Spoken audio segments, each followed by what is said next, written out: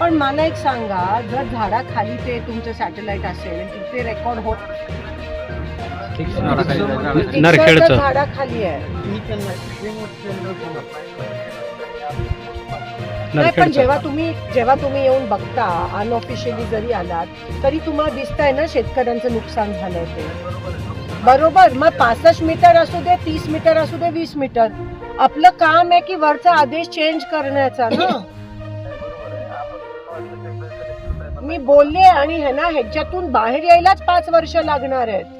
मग ती 5 मीटरची अर्ज मिलीमीटरचा अर्जाचा काय अटीचा काय उपयोग आहे?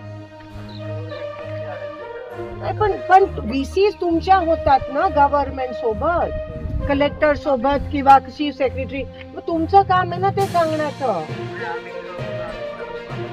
तुम्ही ते काय पत्र वर दिलंय ते मला जरा पाठवा, मी चीफ सेक्रेटरीशी बोलते.